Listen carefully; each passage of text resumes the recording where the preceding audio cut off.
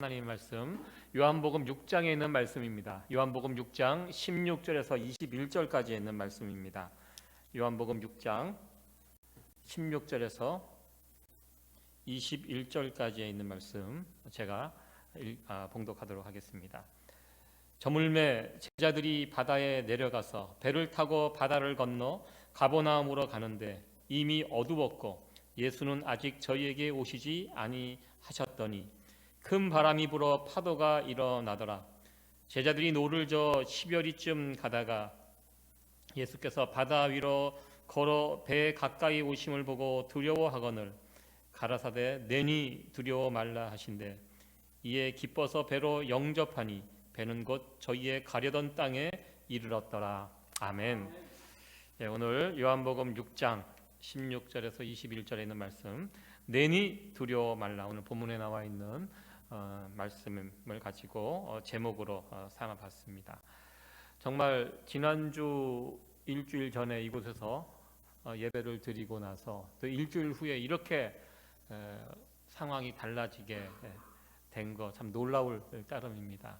우리 세이비어 성도 여러분 아마 가정에서 지금 이 예배에 참여하시고 계실 텐데요. 모두들 다 평안하십니까? 네. 예, 똑바로 앉아서 예배를 예배를 드리는 것처럼 우리가 했으면 좋겠고요. 제가 여러분의 모습은 보이지 않지만 아마 그곳에서도 우리와 이 자리에서 지금 예배 드리는 이 동일한 은혜가 동일하게 그곳에서 임할 줄로 믿습니다. 우리는 이번 일을 겪으면서 인간이 얼마나 연약한 존재인지를 다시 한번 깨닫게 됩니다. 예전에 제가 한국에서 살 때 그런 두려움이 있었습니다. 어떤 두려움이 있었냐면 전쟁에 대한 두려움이 있었습니다. 늘 어렸을 때부터 북한과 우리가 어떤 관계고 또 한국 전쟁을 겪었고 그런 교육을 받고 자랐기 때문에 언제든지 다시 전쟁이 일어날 수 있다는 막연한 두려움을 가지고 한국에서 살았던 적이 있습니다. 전쟁에 대한 두려움, 그리고 또 하나의 두려움이 천재지변에 대한 두려움이 있었습니다. 한국이 홍수가 잘 나는 그런 나라였습니다. 지금도 생각이 납니다. 1990년대인지 80년대 후반대인지 비가 너무너무 많이 와갖고 한강이 범람을 하고 물이 막 제가 살고 있는 집 앞으로 막 밀려오는 그런 장면이 지금도 기억에 남아 있습니다. 그런 천재지변에 대한 두려움을 가지고 또 한국에서 이렇게 살았던 그런 기억이 있는데요. 그러나 미국에 건너와서 살면서 그런 두려움은 사실 없었습니다. 미국 전 세계에서 가장 강한 나라, 별 걱정 없는, 전쟁에 대한 두려움이 없는 나라가 미국 아닙니까? 그러나 미국에 살면서 요즘은 그런 믿음과 확신이 이제 점점 약해지는 것 같습니다. 미국 시민은 끝까지 지켜준다. 제가 미국 시민권 선서를 할 때 참 그 문구가 참 마음에 들었습니다. 미국 정부는 미국 시민을 끝까지 책임져 준다는 이 문구가 참 마음에 들고 든든했었는데요. 정말 미국은 지금까지 한국 전쟁이 끝난 지가 이제 70년이 되어 가는데 지금도 그때 실종된 미군 유해를 지금도 찾고 있고요. 그렇게 찾으면 다시 예우를 갖춰서 미국으로 모셔오고 또 그것을 또 예의를 다해서 묘지에 다시 안장하는 그런 장면을 보면서 미국은 우리를 끝까지 지켜주는 나라구나, 이런 믿음과 확신을 가지고 살게 되었습니다. 그러나 이번 코로나 사태를 겪으면서 우리가 그토록 믿고 있는 이 미국도 그렇게 완벽한 나라는 아니라는 것을 우리는 보게 됩니다. 미국 의료 시스템이 별거 아니라는 것을 보게 됩니다. 이제 검사를, 웬만한 경증 환자는 검사를 못하게 지침이 내려오고 있습니다. 중증 환자만, 왜냐하면 이제 병원에서 더 이상 감당할 수 없기 때문에 하루하루 지금 상황이 심각해져 가고 있고, 우리가 살고 있는 뉴욕 더 심각합니다. 지금 미국에서 가장 많은 확진자가 매일매일 발생되는 것이 이곳 뉴욕이고요. 주변에 있는 분들이 연락이 옵니다. 괜찮냐고 연락이 오는데요. 제가 괜찮은지 안 괜찮은지 어떻게 알겠습니까? 이 바이러스는 눈에 보이지 않기 때문에 그냥 집에 그냥 문을 걸고 집에 앉아서 이것이 빨리 지나가기를 기다리고 있습니다. 아마 오늘 오후 8시부터는 어떠한 모임도 갖지 말라는 이 권고가 나왔기 때문에 다음 주 주일 예배는 또 어떻게 드려야 할지, 어쩌면 이곳에 나와서 예배 드리지 못하고 제가 개인적으로 집에서 예배를 드려야 되는 그 상황도 지금 생각하고 있습니다. 미국뿐만이 아닙니다. 지금 유럽이 난리가 났습니다. 그동안 우리가 선진국이라고 믿었던 영국, 프랑스, 독일, 이탈리아, 완전히 의료 시스템이 지금 붕괴가 되어갖고 감당할 수 없고 그냥 손 놓고 이 상황들을 지켜보고 있는 상황을 우리는 보게 됩니다. 어느 나라도 이제 국민을 확실하게 지켜주는 그런 것을 장담하지 못한 그런 상황이 되었고요. 선진국이 저 정도인데 이제 그 병균이 이제 환경이 더 열악한 중남미나 동남아시아, 아프리카 이런 쪽으로 퍼지게 되면 어떻게 될까 걱정스럽게 이런 상황들을 바라보고 있습니다. 이 세상 시스템이 완벽하지 않다는 거 우리는 새삼스럽게 경험하고 있습니다. 체험하고 있습니다. 그리고 우리가 참으로 무능한 존재라는 것을 다시 한번 확인하고 있습니다. 우리 인간이 할 수 있는 것이 지금 별로 없다는 것입니다.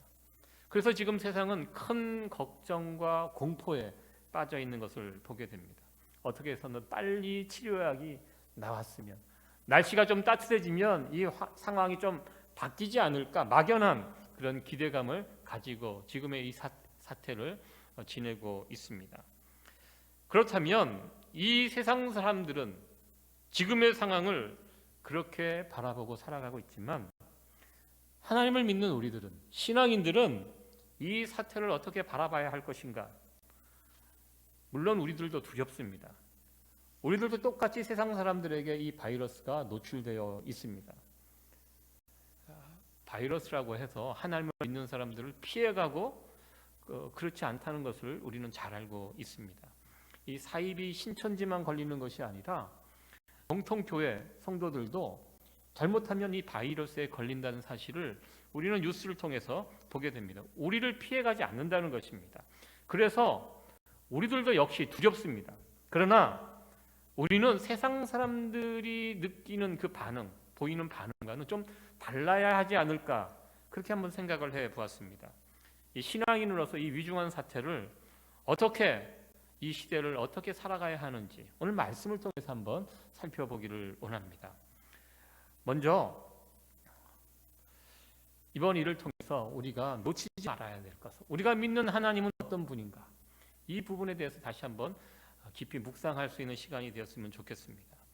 미국이라는 강대국이 이 코로나 바이러스 앞에서 철저히 무능해 보이는 것처럼, 그렇다면 우리 하나님은 어떠한가? 우리 하나님도 이 문제는 어떻게 할 수 없는 문제인가? 과연 우리가 믿는 하나님은 전능하신 하나님인가라는 질문을 우리에게 해보게 됩니다. 복음서를 보면 예수님께서 여러 기적을 일으킨 사건을 보여주고 있습니다. 모든 기적의 이야기를 통해서 보여준 한 가지 분명한 사실은 예수님은 하나님의 아들, 전능하신 하나님의 아들 되신다는 것입니다. 우리 하나님께서 전능하시듯이 우리 예수님도 전능한 분이라는 사실을 여러 가지 기적의 이야기를 통해서 우리에게 증거를 해주고 있습니다. 오늘 본문 앞에는 오병이어의 기적의 이야기가 나오고 있습니다. 그리고 오늘 본문은 예수님께서 물 위로 걸으신 그 기적의 이야기가 나오고 있습니다. 이와 같은 기적의 이야기를 볼 때, 그 기적이 끝났을 때 사람들이 반응이 어땠냐면, 예수님은 그 당시 사람들이 생각한 분보다 훨씬 더 대단한 분이었다는 것을, 기적이 끝날 때마다 그 주변에 있는 사람들이 그와 같은 반응을 하게 됩니다. 특별히 예수님과 가까이 지냈던 제자들, 그 누구보다도 예수님을 잘 알고 있었던 자들이 예수님의 제자들입니다. 늘 같이 붙어 다니면서 예수님에 대해서 어느 정도 알고 있었습니다. 그러나 제자들 또한 예수님께서 새롭게 일으키시는 기적의 역사를 통해서 그들이 깨닫는 것은, 이분은 내가 알고 있는 분, 내가 여기 지금까지 알고 있었던 예수님보다 더 위대한, 더 전능하신 분이라는 사실을 기적이 끝날 때마다 제자들은 그러한 예수님을 고백하고 찬양했던 것을 우리는 보게 됩니다. 오늘 본문에서 예수님께서 풍랑이 있는 바다 위를 걸어오시는 그 장면, 이 장면을 통해서 다시 한번 예수님의 제자들은 예수님이 얼마나 위대한 분인지를 고백하게 되었습니다. 예수님이 저 정도일 줄을 몰랐다, 이런 고백을 하였다는 것입니다. 예수님께서 대단한 분이시고 하나님의 아들이고 못하시는 것이 없다, 이런 걸 다 알고 있었지만 실제로 그들의 눈앞에서 걸어오시는, 물 위를 걸어오시는 예수님의 모습을 직접 보고 다시 깨달은 그 사실은 예수님은 자신들이 생각했던 그 분보다 훨씬 더 크고 위대한 분이었다라는 고백이었습니다. 제자들이 깨달았던 이 깨달음, 우리에게도 큰 깨달음이 되었고 또 위로가 되었으면 참 좋겠습니다. 우리가 만난 이 질병, 그 어느 누구도 다스릴 수 없지만 그러나 우리가 믿는 하나님은 이 질병 또한 다스릴 수 있는 전능하신 하나님이심을 우리가 믿습니다. 하나님이 과연 이 질병에 대해서도 전능한가? 과연 그러한가? 퀘션 마크를 가질 수 있지만 그러나 이 질병이 지나간 다음에 우리들도 제자들과 같이 동일한 고백을 할 수 있을 것입니다. 하나님은 우리가 생각한 것보다 훨씬 더 위대하고 전능하신 분이라는 것입니다. 지금 벌어지는 이 모든 일들, 우리 인간으로의 힘으로는 어찌할 수 없는 그런 상황이지만 이 모든 것이 다 하나님의 통제 안에서 이루어지는 일이라는 이 사실을 믿음의 눈으로 바라볼 수 있는 저와 여러분들이 되어지기를 간절히 소원합니다. 두 번째로 살펴볼 것은 두려움에 관한 부분입니다. 지금 제자들은 폭풍이 일어나는 이 바다 위를 배를 타고 건너가고 있습니다. 목적지가 정해져 있습니다. 예수님께서 목적지를 정해주셨습니다. 그곳에서 만나자, 호수 저 건너편에서 만나자, 분명히 우리 주님께서 말씀을 주셨고요. 그 말씀에 따라서 제자들이 배를 저어 가다가 큰 풍랑을 만나게 되었습니다. 아마 그 누구도 예상하지 못했던 큰 풍랑이었던 것 같습니다. 그리고 중요한 것은 이 배 안에 예수님이 안 계셨습니다. 예수님이 안 계시기 때문에 굉장히 위험한 상황이라고 볼 수 있습니다. 예수님께서는 상황이 얼마나 심각했는지 풍랑이 있는 그 바다를 직접 걸어서 제자들에게 오셨다는 것입니다.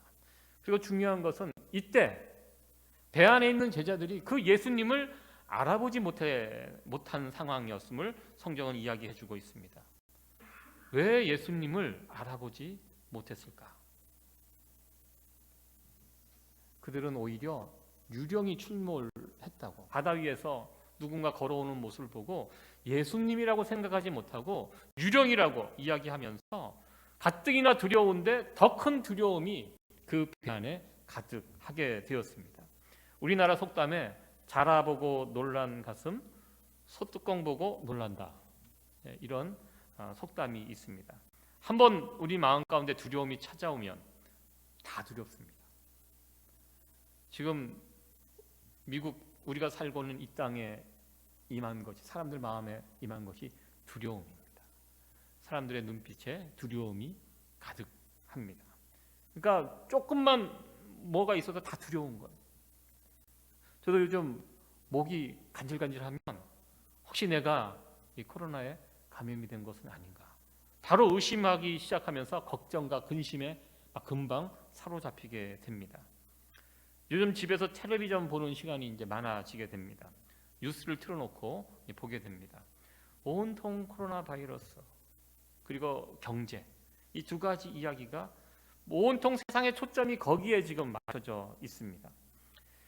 바이러스도 무섭지만 그것 때문에 무너져가는 경제가 더 무섭다, 더 공포스러운 상황이다, 연일 방송에서 이야기하고 있습니다. 우리가 세상의 일들에 너무 그렇게 초점을 빼앗기고 그렇게 살아가면 어떻게 되는가? 그렇게 되면요, 제자들처럼 우리를 찾아오시는 예수님을 발견하지 못하게 된다는 것입니다. 왜 제자들이 예수님을 발견하지 못했을까요? 이미 제자들은 예수님이 엄청난 분이라는 사실을 알고 있었습니다. 직접 그들은 체험했습니다.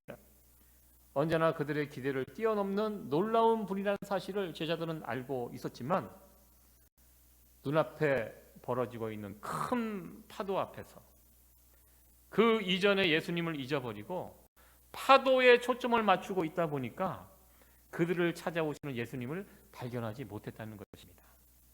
찾아오시는 예수님을 알아보지 못한 자들에게 임한 것 또 다른 두려움이었다는 것입니다. 우리가 오늘 살아가면서 다시 한번 우리의 초점을 새롭게 맞춰야 한다는 것입니다. 우리를 덮치려고 다가오는 큰 파도와 같은 바이러스 공포, 경제 위기, 이 가운데 우리가 초점을 잃어버리지 말아야 한다는 것입니다. 우리가 초점 맞춰야 될 분은 예수님이라는 것입니다. 예수님은 우리가 어려움을 만나게 있을 때 그냥 내버려 두고 있는 분이 아니라는 것입니다. 우리와 함께 하시기 위해서 우리에게 달려오시는 분이라는 것입니다. 그런데 많은 사람들이 달려오는 예수님을 발견하지 못한다는 것입니다. 왜? 내 눈이 지금, 내 초점이 그 세상의 공포, 그런 큰 파도에 거기에 꽂혀 있으면 나를 돕기 위해서 달려오시는 예수님을 놓쳐버릴 수 있다는 것입니다. 우리는 부족하고 무능하고 연약한 자들이지만 그러나 우리 주님은 전능하신 하나님이십니다.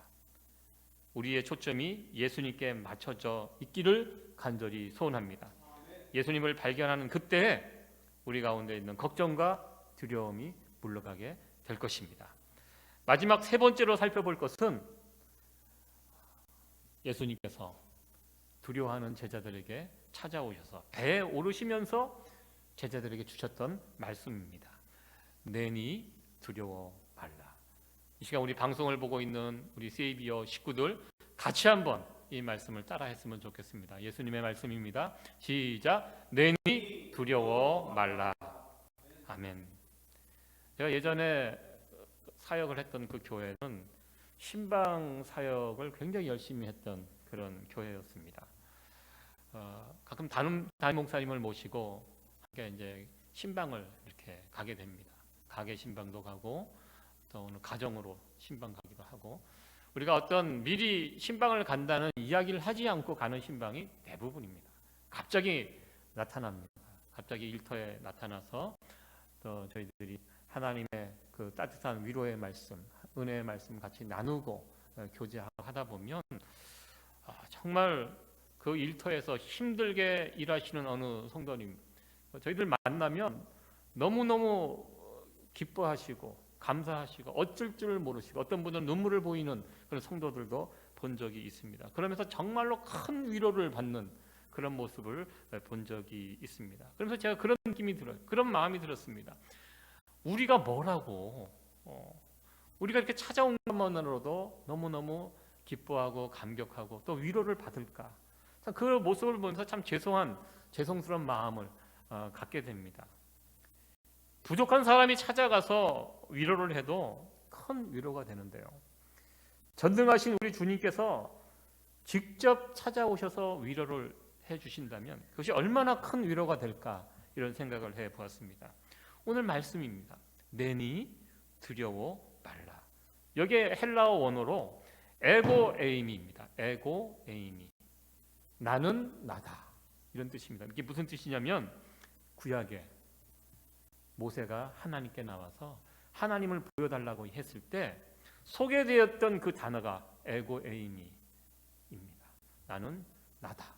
예수님께서 자기 자신을 하나님께서 당신을 나타낼 때 모세에게 설명해 주었던 나는 스스로 있는 자 하나님 이 뜻입니다. 예수님께서 제자들에게 배에 오르시면서 하셨던 그 말씀 내니 두려워 말라. 전능자로서 지금 제자들을 찾아오셨다는 것입니다.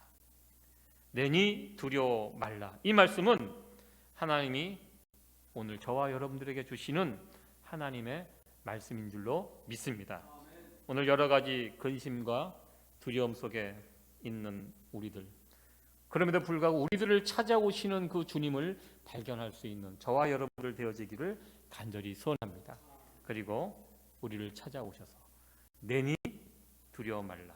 이 주님의 전능하신 주님의 이 음성을 들을 수 있는 우리 모두가 되어지기를 간절히 축원합니다. 말씀을 마치도록 하겠습니다. 믿음은 초점입니다. 내가 무엇을 바라보고 있는가? 세상의 큰 파도가 우리를 치려고 달려들 때 그것만 바라보고 있으면 금방 두려워지고 쪼그라들게 됩니다. 그러나 우리는 좀 다른 관점으로 살아가야 한다는 것입니다. 지금도 살아계셔서 우리와 함께 하시기 위하여 우리에게 달려오시는 그 주님을 우리는 볼 수 있어야 한다는 것입니다.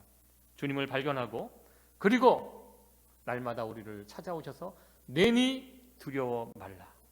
전능하신 주님께서 우리에게 이 음성을 들려주시고 계십니다. 날마다 이 음성을 들으면서 큰 풍랑 속에서 방향을 잃지 말고 끝까지 주님 명령하신 그곳까지 함께 나아갈 수 있는 우리 세이비어 교회 성도 여러분들 되어지기를 주님의 이름으로 축원드립니다. 네, 기도하시겠습니다.